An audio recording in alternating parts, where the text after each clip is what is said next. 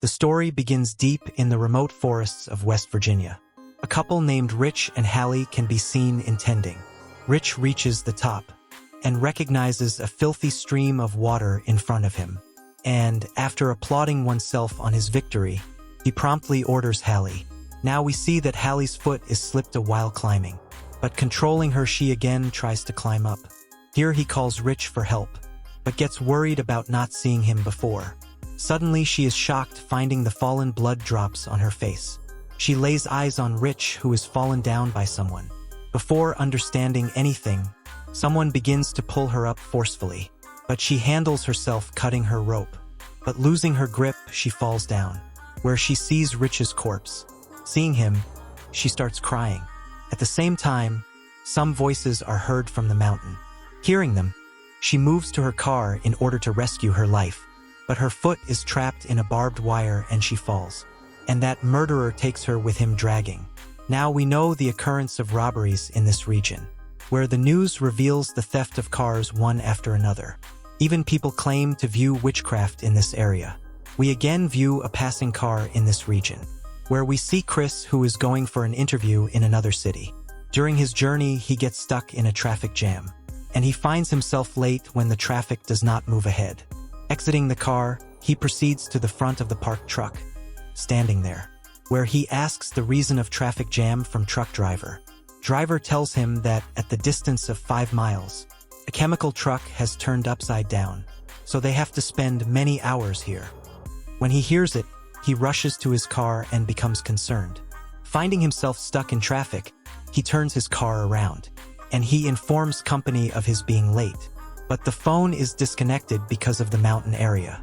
In his search for a phone, he notices a gas station sign and drives his car there.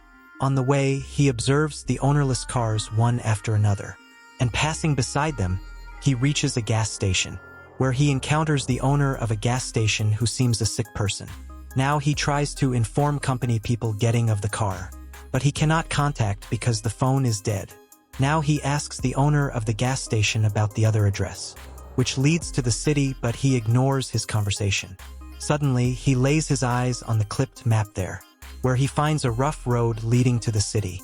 Now he asks about this road from the owner of the gas station. Hearing it, he suggests going on this way. Now he moves to that way, where he reaches an intersection crossing thick forests, where he notices a board of shorts cut. Pondering it, he leads his car to that rough road, and he sees a dead deer. As a result, his car is crushed with the front car. A fatal accident occurs in both cars, but Chris is survived. The owners of this car have now approached him and inquired about his health. Restoring himself, he apologizes of his mistake from them, and talks to return the payment of loss on his part. Along with it, he asks the reason for the car stoppage in the mid of the road, where Francine responds that someone has spread the barbed wire on the road, so their car's tire has punctured. One of their friends suggests going to the previous gas station for a call, but Chris forbids them to go there. All decide to go alone, but Evan and Francine stop for taking care of the cars. Now they discover a dead mongoose on the way. It seems someone has thrown it, tearing its midst. Walking at a distance, they see the burning tires of cars, which indicate the danger, but he asks to move further. There we see Francine and Evan, who feel a movement in nearby bushes. He goes to check, but Francine grows worried when she can't find him. She goes after him to search. While walking, she notices Evan's shoe. As he goes near it, a cut ear of Evan is also seen. Looking at it, she starts crying. Then a person puts her into death, attaching.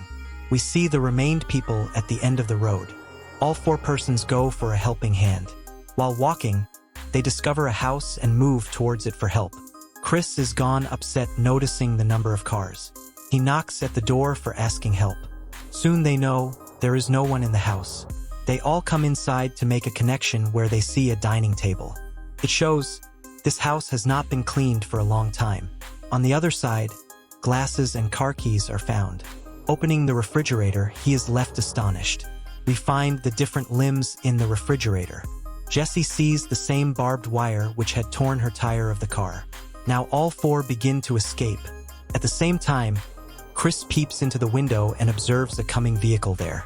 All 4 run to the back door, but finding it locked, all are frightened. On the other side, we see the murderer enter the room and simply throw Francine's dead body. And we see Chris and Jesse, who are scarred and saw her dead body. We see the three cannibals, who place Francine's dead body on the table for the first time. They start to cut her with their sharp tools, catching sight of this bloodshed. As Jesse is nearly to scream, Scott places his hand on her mouth. After a while, those cannibals fall into a deep slumber as they eat the dead body. Finding chance, all try to leave stealthily. During it, a cannibal looks at them. Seeing him, all escape at the backside. At first sight, cannibals reach there searching them. And Chris intends to steal their vehicles while screaming to divert his attention away from him. However, a cannibal shoots him, causing him to fall and sustain injuries. Observing it, all three are shocked. Now we notice Scott running into the forest. Noticing the truck, he moves towards it. At the same time, an arrow pierces him, and the other three escape, saving their lives. At a distance, their truck is stuck in the mud, and they have to leave the truck behind. All three lead to the road from the forest, rescuing them. Day turns into evening, and those cannibals go for hunting of three of them. On the other side, three of them take a rest at a place after getting tired, where Carly asks them to look up. As they look, turning themselves, a watchtower is seen in front of them. They feel pleasure, and we see three of them climbing up. But they are saddened finding no one there. Where Jessie gets a first aid box, using it she dresses Chris. Further, Carly gets an old radio. Playing it, Carly asks for help, but does not get a response. Chris hears some sounds coming from downstairs. As he looks, he sees the three passing cannibals downside. And those three are seen climbing up the tower. And looking them, Chris places all belongings on the entry gate. And after a while, he notices them leaving. And Carly starts broadcasting their location over the radio. Then the cannibals damage the wire of the radio and set the fire to the tower. Finding herself in flames, Carly takes the kept box and breaks the window of the tower for the safety of her life. Chris notices the tree downside, and three of them save their life jumping on them. The three cannibals observe them, and aiming to catch them, they start to climb up the tree. And seeing their arrival, three of them are seen to move from one tree to another. While crossing a tree, a cannibal reaches near Carly. Seizing the moment, he attacks her, slicing her in two. Now Chris stands up, stabilizing him. He hears the sound of a vehicle and notices a police van. Running, he stops the car. As the policeman steps towards him for his help, an arrow pierces his eye. Now we see a cannibal who comes to kill Chris. But Chris hides under the car, saving his life. The cannibal bends to search him, but is left astonished, finding nothing. We can now see a house where the cannibals had imprisoned Jesse. As one-eyed cannibal is about to kill Jesse, he hears a coming vehicle sound from outside.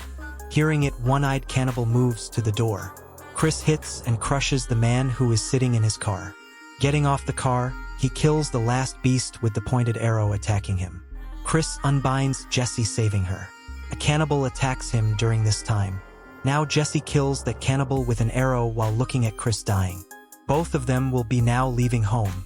Chris suddenly focused his efforts on the police engine fuel box. This house was burned down by the large blast. We can now see the road where both of them will have reached the gas station by truck. The station owner locks the door and glares threateningly as he sees a truck approaching. Chris exits the truck, detaches the map, and walks away.